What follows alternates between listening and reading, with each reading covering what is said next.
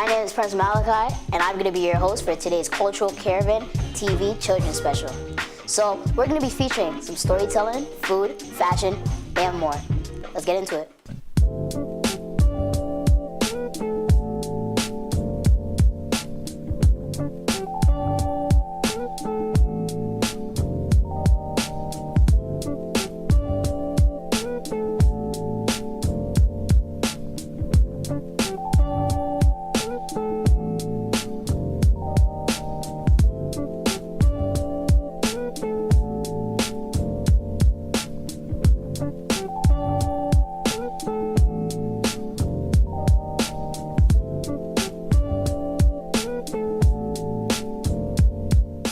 Wow, those outfits were amazing. Now, let's meet Dylan. She's gonna teach us how to make some tasty, healthy treats. Hi, welcome to Dylan's Kitchen. Today we're gonna be making some delicious fruit tarts. We have some cakes, whipped cream, and fruit. In the fruit, we have pineapple, blackberry, strawberries, kiwi, cantaloupe, and kiwi. First, we are going to put some whipped cream in, and then we are going to put in some of the fruit.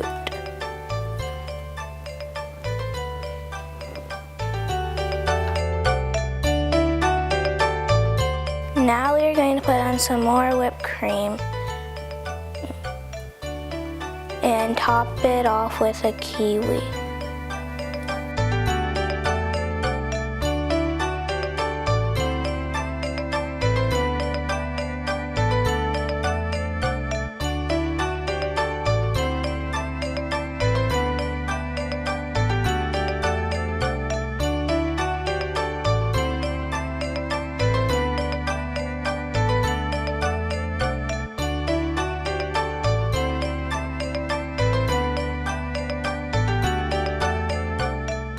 Now we are done, and we are going to serve these 5 delicious treats. This is delicious. Wow, that was great. Can't wait to go home and make some myself. Now, I'm gonna present to you the Children's Literacy Spotlight. Hi, my name is Anjali. My favorite book is The Girl Who Could Fly. The author of this story is Victoria Forrester.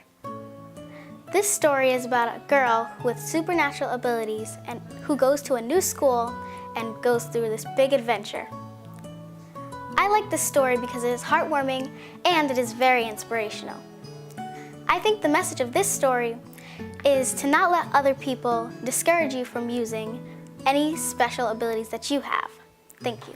Hi, my name is Alana. My favorite story is The Adventures of Bechtron and Sally Slappers. The author of this book is Sylvia Gale Kennard, and the illustrator is Derek Cross. I like this book because it emphasizes friendship and following your dreams. The message of this story is that following your dreams is very important and that you might even find some new exciting adventures along the way. Thank you.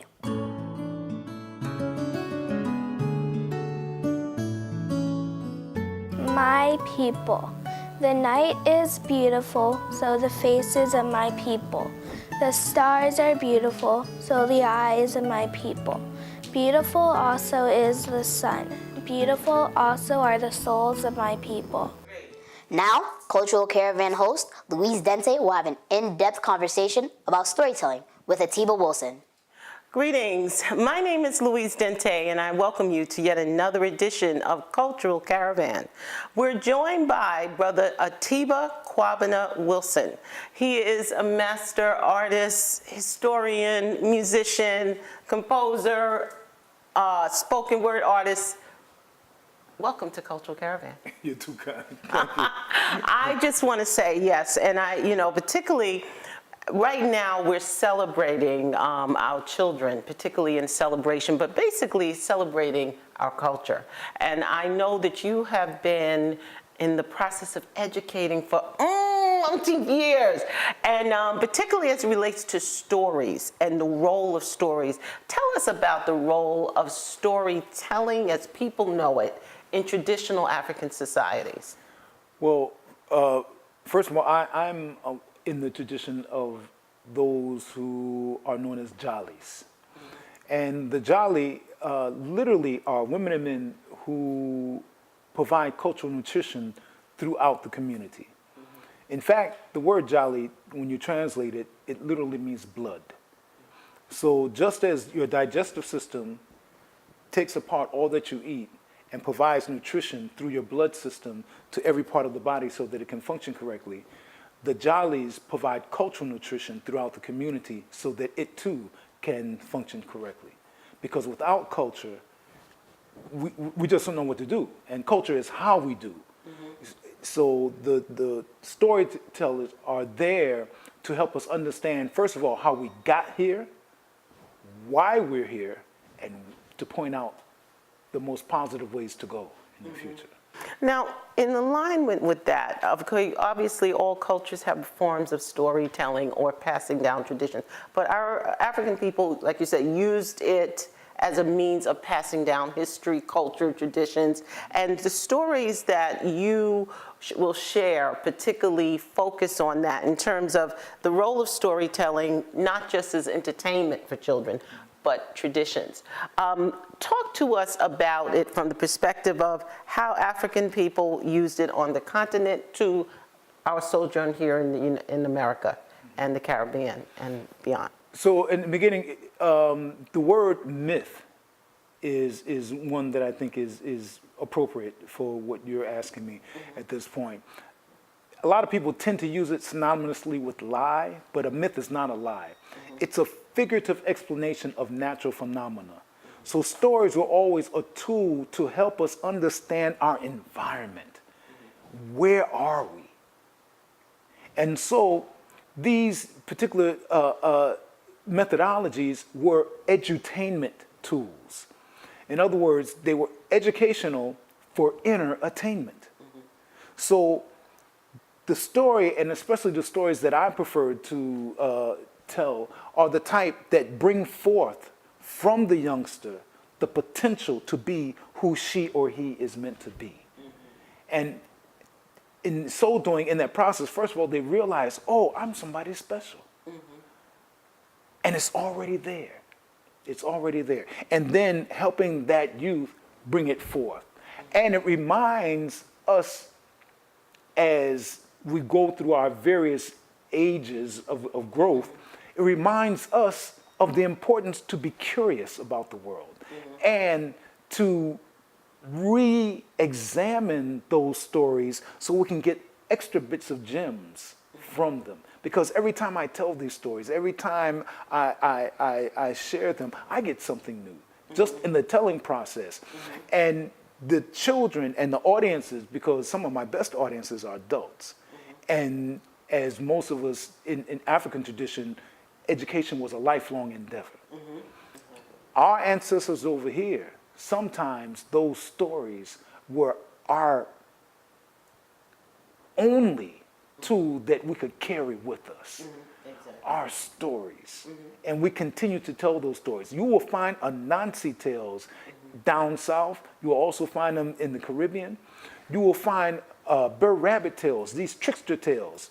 Well, the Yoruba people, when they utilize tales, there's Ilegua, who is a trickster and a messenger. So when we send our prayers, Ilegua is the messenger and comes back with riddles to make us think. Well, these kind of strategies are used in our tales. We have the signifying monkey. We have other tricksters which endeavor to show us how the small being can outwit the larger beings, adversaries. Now, tell us about the show, the presentation you're going to do, the story that you're going to share with us right now.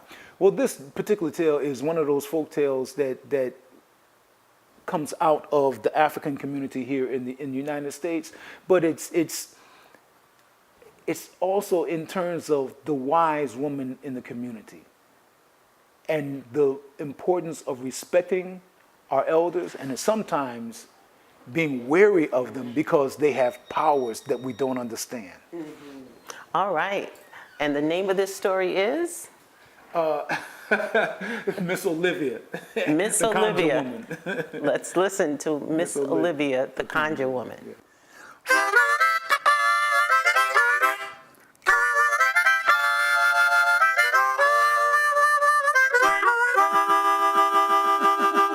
Now, some people ask me, they say, Baba Atiba, where does you get them instruments from? And I tells them, I get them from all kind of different places.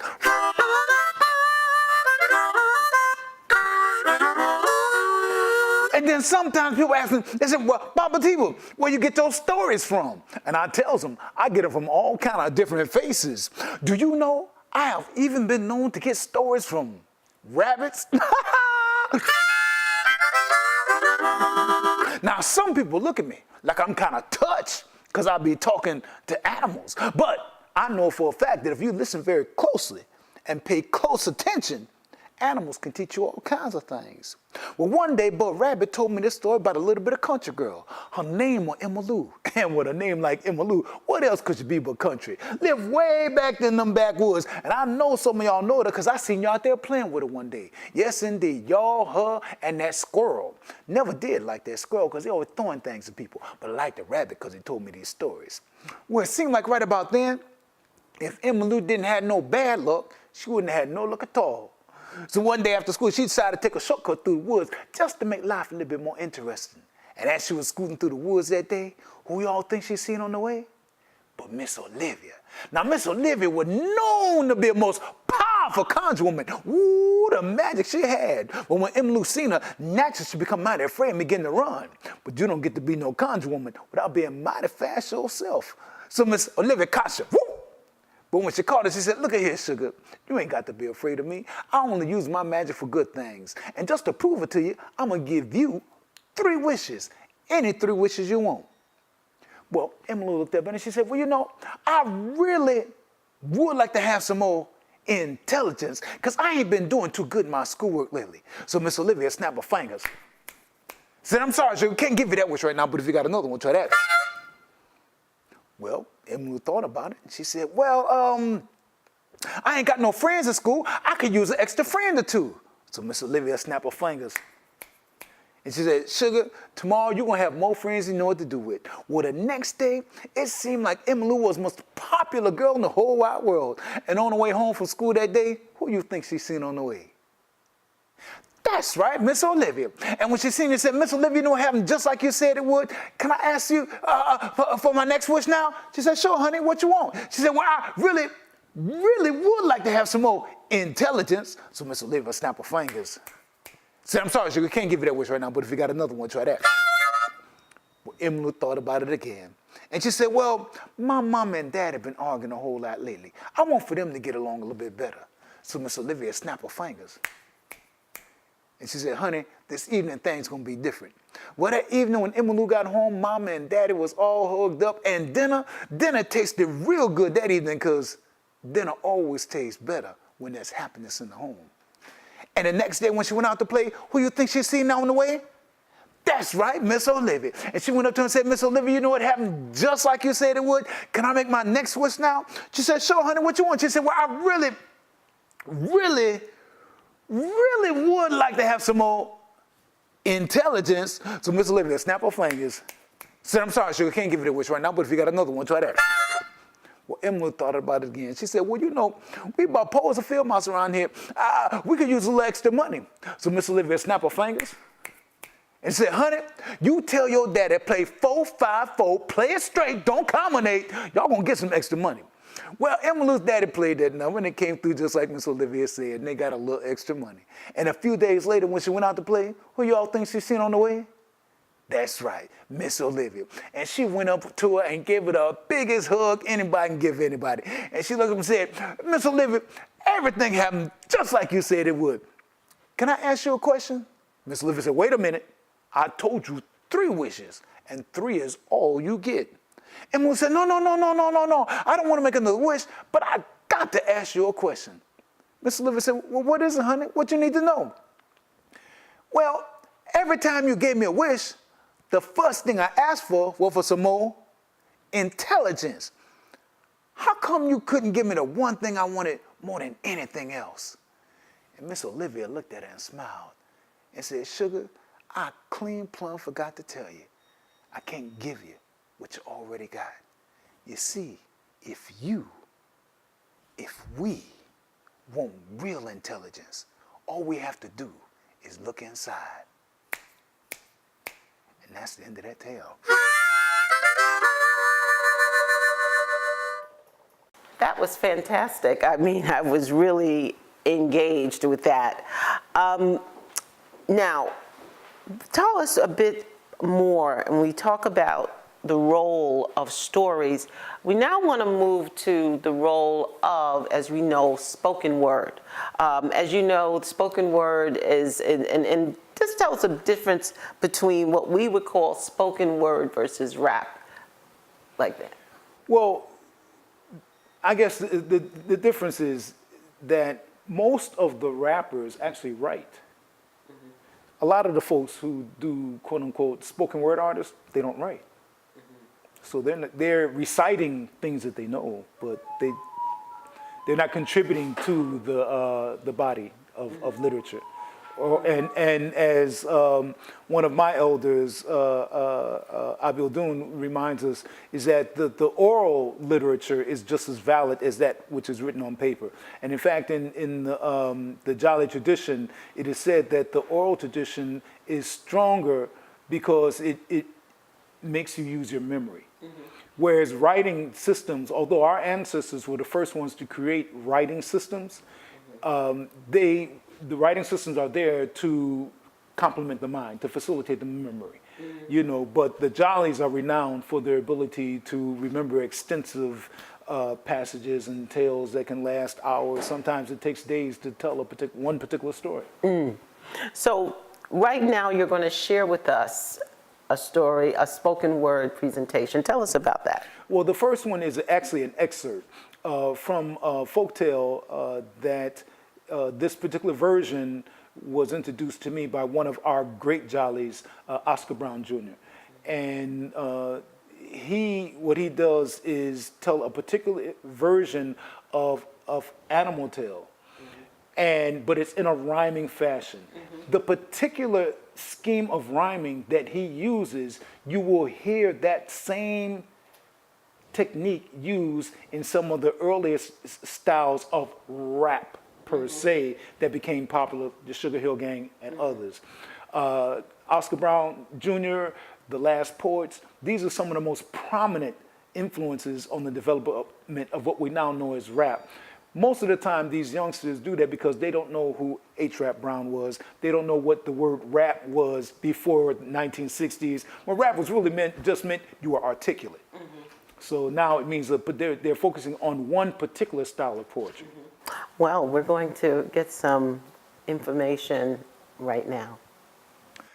Said the signifying monkey to the lion one day, "There's a great big old elephant down by the way. He's going around talking, I'm sorry to say, about your mama in a scandalous way. He talking about your mama and your grandmama too, and it don't show too much respect for you. Now you weren't there and I sure am glad, because what he said about your mama made me mad. Signifying monkey, stay up in your tree. Now you are always lying and signifying, but you better not monkey with me."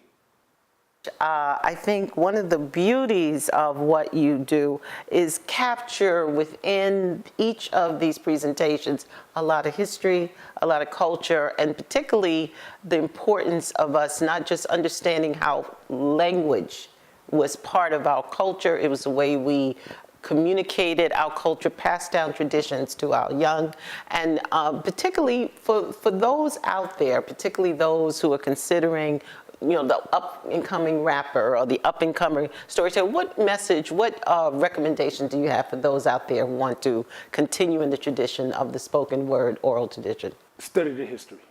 Study the body of literature.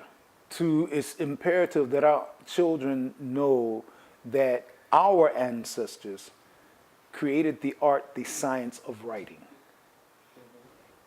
Although Chinese first and later on Germans created their various printing presses, those printing presses would not have even been necessary without writing. You know, so without that science, that foundation, there's no need for a printing press. So it's the reason why our children are not, and some of the adults too in our community are not reading as much as we should, because they're not familiar with the body of literature that's there telling our story. And it's important that we search out and understand that it's our responsibility to study and become familiar with our history, our culture, so that we can be the ones who tell others what it means. And with that said, Brother Atiba, I just want to, again, on behalf of Cultural Caravan, salute the work you've done for many, many decades in terms of celebrating our culture through your instruments, through your work, through your art. And I want to, again, thank you so much for joining us. Well, I thank you for inviting me. And one of the ensembles that I lead is called the Befo Quartet. Yes. Befoquotet, the Befo Quartet, because we quote from Befo. We understand that we're standing on the shoulders of our ancestors, and that's the only way we can move forward. Thank you. Madasepa. Thank you. Well, I hope you enjoyed the show. I know I did. But for now, Prince Malachi saying peace out.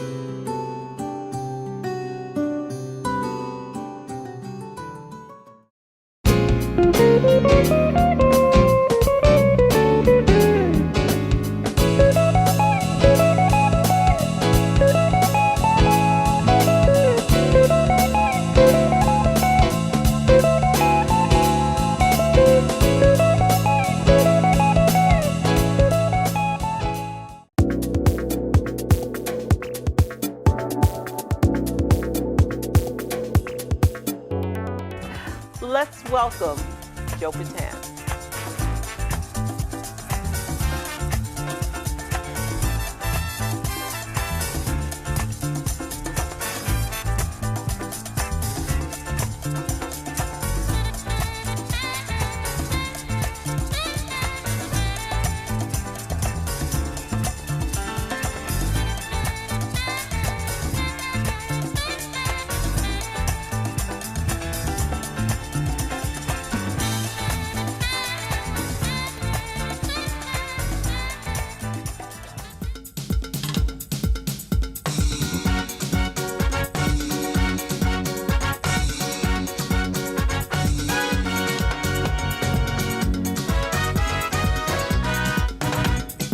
They jumping in the city, West Indian happy, happy whole time for Labor Day. I tell you, no problem, for we take over Harlem Sunday, eve of Labor Day. Virgin Islands crew in town, St. Thomas, St. Croix, and St. John. When you hear